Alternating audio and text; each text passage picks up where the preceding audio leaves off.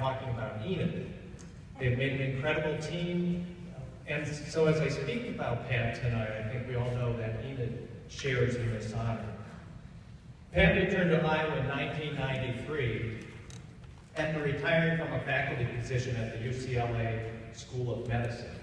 He and Enid settled on the family's 90-acre farm in a place they loved, Johnson County. It was not long after they settled on the farm that things began to change in their neighborhood. Those changes were unsettling to Pat, Enid, and their neighbors. That led Pat to begin attending meetings of the Johnson County Board of Supervisors.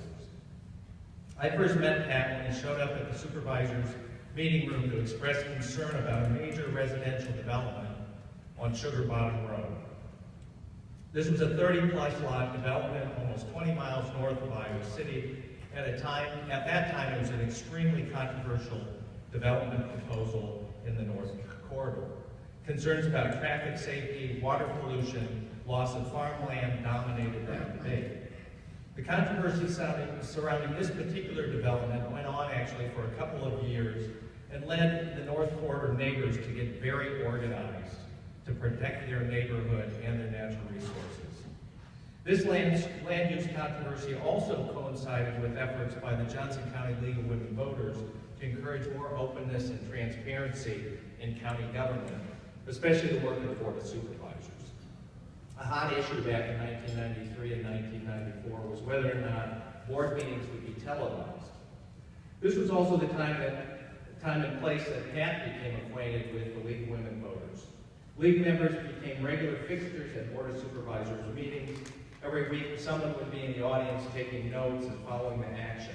It's also a period of a lot of 4-to-1 votes. League members like Darlene Neff, Carol Spaziani, Linda Whitaker, Pat Jensen, Pam Stewart, and others all spent a lot of time with Pat at those morning meetings. Through this connection, Pat became an active League of Women Voters member. He went on to serve as the co-chair of the Regional Government Committee and co-president of the League. It actually takes a real man to join the League of Women Voters. Pat and Enid have long been advocates for comprehensive land use planning. They've been advocates for farmland protection, maintaining the scenic rural character of our beautiful county.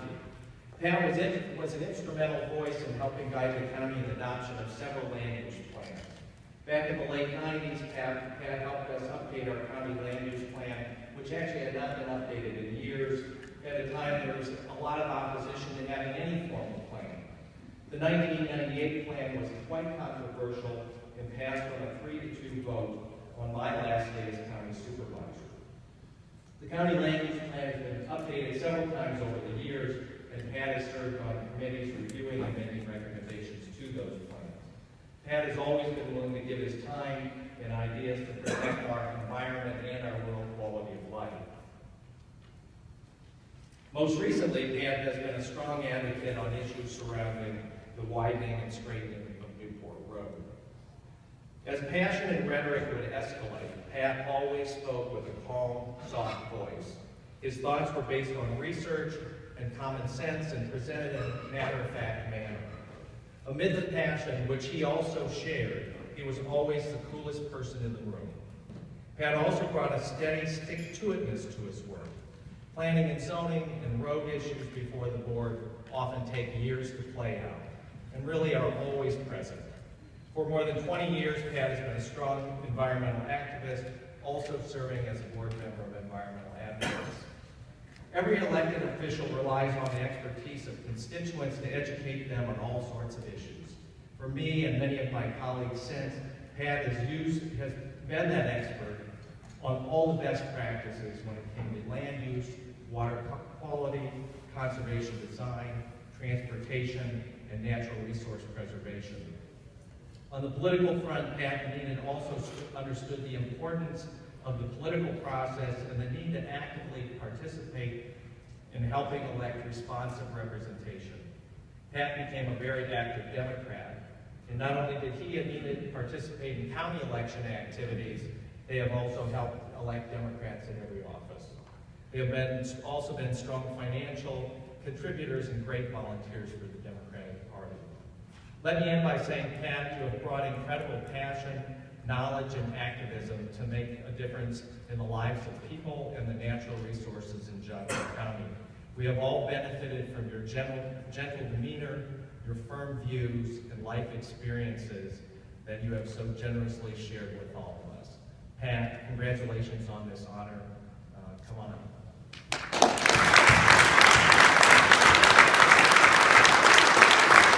Good job, Bob.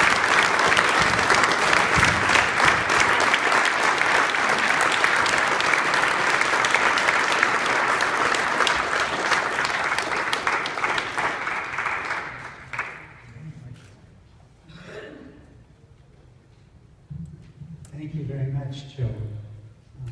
I'm overwhelmed. I'm not sure I can really speak after such a great introduction. Thank you very much. I'm very pleased and very grateful to be here tonight. As Joe said, I returned to Iowa and to our farm in 1993.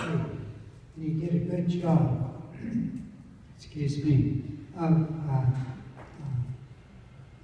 telling about my introduction with Carol Spaziani and Pat Jensen, so many others, to the League of Women Voters. And as he said, I became a member because I was really impressed by the job that they were doing on many of the things that were important to me and my wife, Enid. I did become, with Carol Spaziani, co-chair of the Regional Government Committee. And together, we wrote an article to the Iowa City Press Citizen, which appeared on the op-ed page. We had signed that letter, Carol Spaziani and Pat Cancilla, co-chairs of the League of Women Voters. When the article appeared in the press, it was signed Carol Spaziani and Pat Cancilla, co-chairwomen of the League of Women Voters, Regional Government Committee. I want you to know that I got a lot of remarks from friends and acquaintances about my sexuality. I overcame and continued in the League of Women Voters and was fortunate enough for them to allow me to be co-president of the League of Women Voters with Pat Stewart, the late Pat Stewart. And I'm grateful to all of them for allowing me to work with them. It got confusing at times because there was Pat Jensen, Pat Kaya, Pat Efgrave, and Pat Cancilla at frequent board meetings of the League of Women Voters. And someone would say, Pat, what do you think of this? And we all looked at each other, didn't know who they were talking about or were asking the question from. I wondered whether I should be using another name besides Pat when I was dealing with the League of Women Voters so that people would know me. I thought of using my real name because Pat was just something that I was called from when I was a very young child. I thought it over and I said, now, Cancilla, would Pasquale Antonio Giuseppe Cancilla sound like a man or a woman? At any rate, I thought it would be so difficult for my colleagues to even try to remember that name that I've continued to use Pat, and I will continue to do that in the future.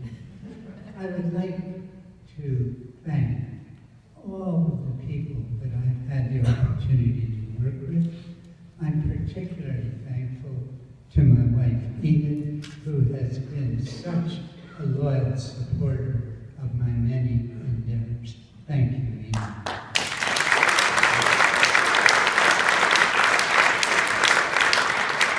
To my 4 children and their spouses who are here tonight to honor me as well with their presence. It isn't only because of this award that they're here, but it's also to recognize my 60th wedding anniversary to Enid coming up in 10 days.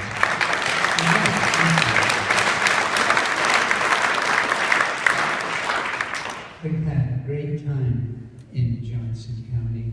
We've had a great time with the Democratic Party, and I want to thank you all. Thank you.